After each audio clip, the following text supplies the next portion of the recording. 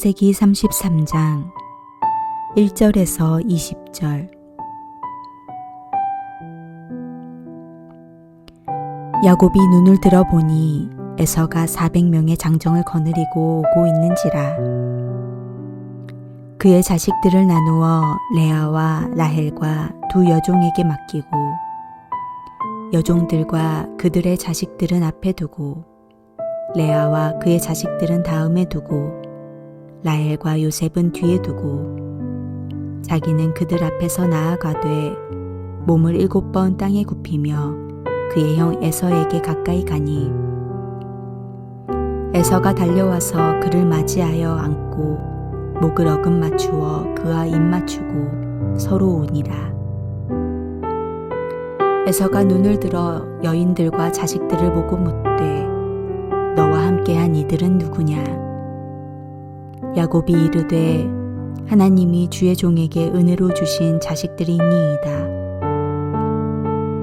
그때에 여종들이 그의 자식들과 더불어 나와 절하고 레아도 그의 자식들과 더불어 나와 절하고 그 후에 요셉이 라헬과 더불어 나와 절하니 에서가 또 이르되 내가 만난 바 이 모든 때는 무슨 까닭이냐? 야곱이 이르되 내 주께 은혜를 입으려 함이니이다. 에서가 이르되 내 동생아 내게 있는 것이 족하니 내 소유는 내게 두라. 야곱이 이르되 그렇지 아니하니이다. 내가 형님의 눈앞에서 은혜를 입었사오면 청하건대 내 손에서 이 예물을 받으소서. 내가 형님의 얼굴을 배운즉 하나님의 얼굴을 본 것 같사오며 형님도 나를 기뻐하심이니이다.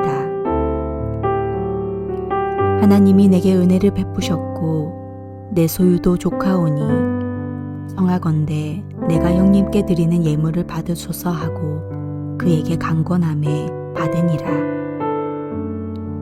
에서가 이르되 우리가 떠나자. 내가 너와 동행하리라.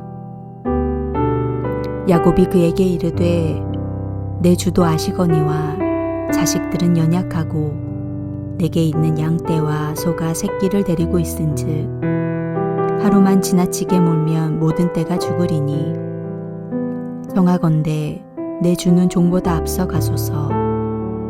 나는 앞에 가는 가축과 자식들의 걸음대로 천천히 인도하여 세일로 가서 내 주께 나아가리이다. 에서가 이르되 내가 내 종 몇 사람을 내게 머물게 하리라. 야곱이 이르되 어찌하여 그리하리이까?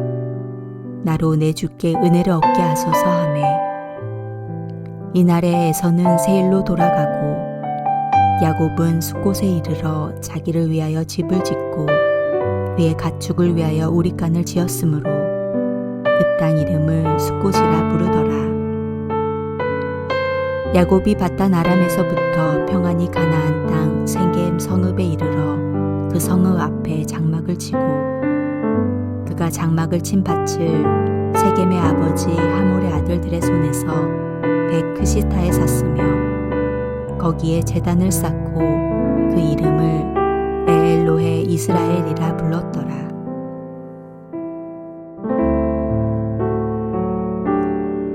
창세기 33장은 하나님께서 20년 동안 준비하신 형제의 화해 식탁이 이제 현실이 되는 장면입니다. 그러나 여기에는 성숙치 못한 야곱이 형 에서를 만나기 전 자신의 구차한 방식으로 꼬여있는 형제 관계를 해결하려다가 오히려 자기 가족 안에서의 형제 갈등의 씨앗을 남기는 아픈 내용도 포함되어 있습니다. 32장에서 야곱은 하나님의 군대를 보았으며 야곱 자신의 이름이 이스라엘이라는 새로운 이름으로 바뀌게 되었고 날이 새도록 씨름을 하기도 하였으며 하나님과 대면하여 그곳의 이름을 브니엘이로 바꾼 그 생명이 보존되는 역사를 경험했습니다. 밤새 씨름한 끝에 하나님의 축복을 얻어낸 야곱은 드디어 400명을 거느리고 온 에서와 조우하게 되었습니다. 야곱은 야복 강가에서 하나님을 대면하며 축복까지 받은 놀라운 경험을 이미 하고 있습니다. 그렇다면 야곱은 이제 자신의 생각을 접어야 했습니다. 놀라운 경험을 했으면서도 야곱은 여전히 자기의 생각을 접지 못하고 그 다음 단계를 설정하고 있습니다. 형 에서가 400인을 거느리고 오는 것이 눈앞에 보이자 야곱은 다시 두려워하며 만일의 경우를 대비합니다. 그것은 자식들과 아내들을 사랑하는 순서대로 세우고 재물도 역시 단계적으로 배치하는 것이었습니다. 이렇게 야곱이 여전히 하나님을 신뢰하지 못하고 자신의 방법을 붙잡고 있었으므로 안타까움을 갖게 합니다. 그 과정에서 가슴 아프게도 가족을 향한 그의 차별이 고스란히 드러납니다. 그는 부인과 자식들을 나누기 시작했습니다. 그래서 맨 앞줄에는 빌하와 실바와 그 자식들, 그 다음에는 레아와 그 자식들, 그리고 맨 마지막으로 라헬과 요셉을 배치합니다. 가진 재물 역시 한 떼와 두 떼로 나누어 배치합니다. 형 에서에게 400인의 무리가 와서 만약에 한 떼를 치면 다른 한 떼를 가지고 피하겠다는 얄팍한 전략이었던 것입니다. 그는 하나님께서 이미 에서의 마음을 돌려놓으셨다는 사실을 알지 못하고 있었습니다. 여전히 야곱은 하나님의 말씀을 붙잡기보다는 자기의 사랑을 붙잡고 있었고 자기의 재산에 집착하였고 자기의 경험을 의지하고 있었다는 것입니다.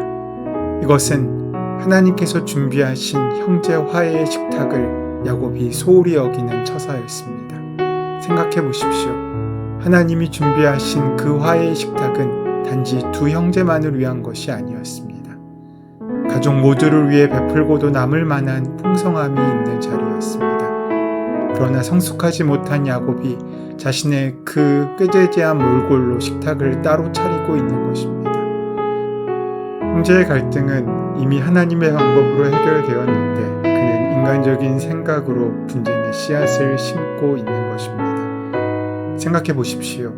맨 앞줄에 섰던 여종과 그 자식들이 아버지에 대하여 느꼈던 그 감정을 말입니다. 또 뒤에 빠져 위험과 멀어져 있는 라헬과 요셉에 대해서는 어떤 마음이었겠습니까? 우리가 기억해야 할 것은 믿음이 없으면 하나님을 기쁘시게 못하는 것은 물론이고 가족들에게 큰 손해가 날 수밖에 없다는 것입니다. 내가 너와 함께하겠다라는 그 말씀을 믿지 못하면 하나님을 믿지 못한 그 불신앙에 손해를 갖게 됩니다. 하나님이 준비하신 화해 식탁에 참여하려면 자신의 집착을 내려놓고 하나님을 전적으로 의지하고 믿고 신뢰해야 한다는 것입니다. 에서가 400명이나 거느리고 야곱의 예물을 탈취하려고 오는 것이 아니었는데 야곱은 이미 에서를 속였기 때문에 쫓아오는 자 없어도 야곱은 쫓기는 심정이었을 것입니다. 하지만 이런 야곱의 연약함에도 불구하고 하나님께서는 축복의 약속을 지키셨습니다. 야곱은 두려움으로 에서에게 몸을 7번 땅에 굳히며 나아갑니다. 그런데 에서는 온화한 눈빛과 함께 반가운 마음으로 야곱에게 달려옵니다. 에서가 달려와 부둥켜 안고 함께 울며 기적적인 화해가 이루어진 것입니다. 야곱의 생각이 여지없이 무너지는 순간이었습니다. 형님의 얼굴을 뵙는 것이 하나님의 얼굴을 뵙는 듯하다는 야곱의 고백은 그 순간 진정한 구원을 체험했음을 의미합니다. 하나님께서 개입하시면 형제와 형제 사이에 20년이 넘는 갈등도 문제가 되지 않습니다. 두 형제가 서로 입맞추고 피차 울 수 있었던 것은 하나님께서 화해의 식탁을 미리 준비하셨기 때문입니다.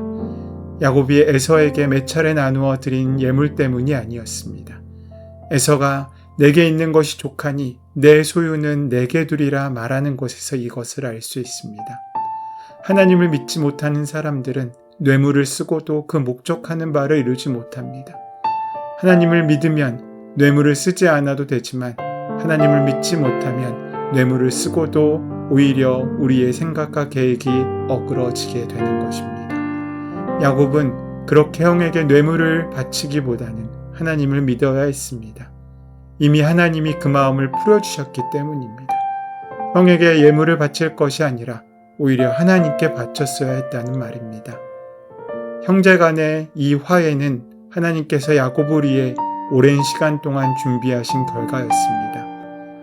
아버지의 재산을 놓고 서로 속이며 서로를 죽이려고 달려들었던 그 마음속 감정들은 하나님께서 그 오랜 시간 동안 차분하게 만드셨고 그들은 서로가 형제임을 확인하고 기억하게 된 것입니다. 이제 야곱은 처음 뇌물을 진정한 예물로 바꾸어 형 에서에게 바칩니다. 하나님이 내게 은혜를 베푸셨고 나의 소유도 족하니 청컨대 내가 형님께 드리는 예물을 받으소서. 이제 재산 문제는 더 이상 형제간의 분쟁의 소지가 되지 않습니다. 하나님이 개입하셨기 때문입니다.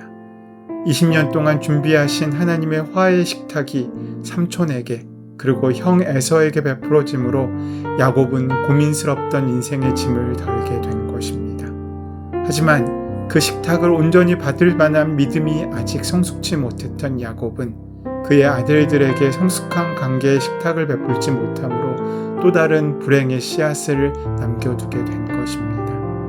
야곱은 하나님이 준비하심을 보고 그 식탁가에 참여하기를 준비해야 했습니다.